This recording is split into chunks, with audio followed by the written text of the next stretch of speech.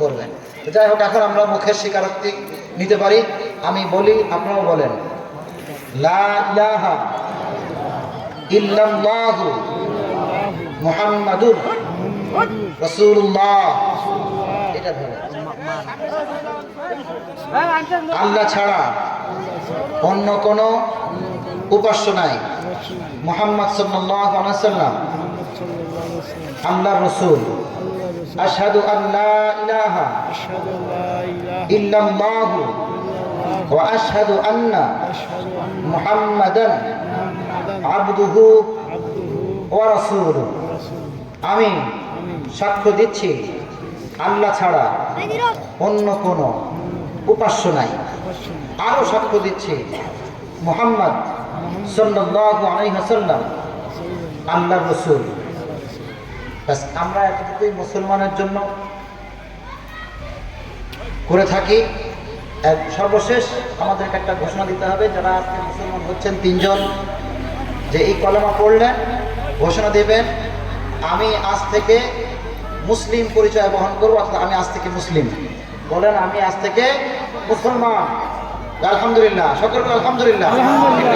বিধর্ম থেকে ইসলাম ধর্মে দীক্ষিত হয়, যেই দিন সে কালেমা পড়ে, আমার আল্লাহ তার পিছনে সমস্ত গুনাহ মাফ করে দেন। আজকে যেনারা কলেমা পড়ে মুসলমান হলেন, এনারা বেগুনাহ মাসুম, এবং সামনেও যেন ভালো কাজ করে জান্নাতে যেতে পারে।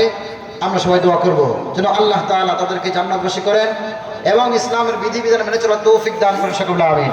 ওয়া আখিরু দাওয়ানা আলহামদুলিল্লাহি রাব্বিল আলামিন। জি, আচ্ছা ঠিক আছে। তবে মাহফিল শেষে দোয়া করবেন, প্রধান অতিথি যিনি থাকবেন ওনাকে দিয়ে দোয়া করাবেন, এনাদের জন্য দোয়া করে দেন।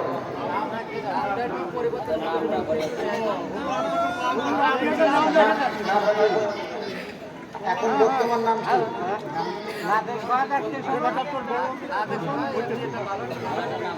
বর্তমান কি নামে পরিচিত? আর লাদেন তো হিন্দুর নাম হইতে পারে না।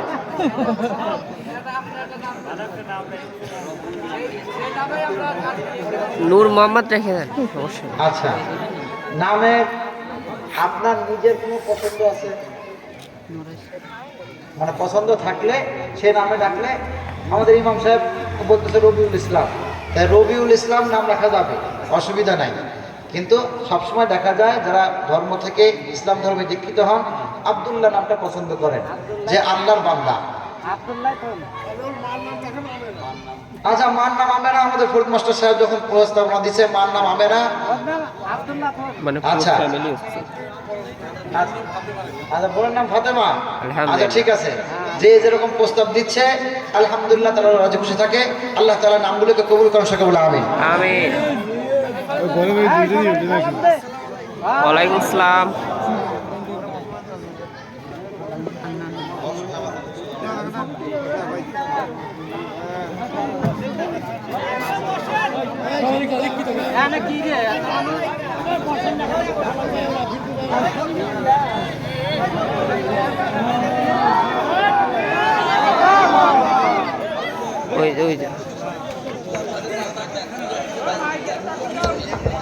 নারায়ে তাকবীর, নারায়ে তাকবীর। নব মুসলিম আব্দুল্লাহ, নব মুসলিম আব্দুল্লাহ দোবরা দরবার শরীফ, দোবরা দরবার শরীফ, দোবরা দরবার শরীফের বর্তমান গদ্দিনী শিল্পী।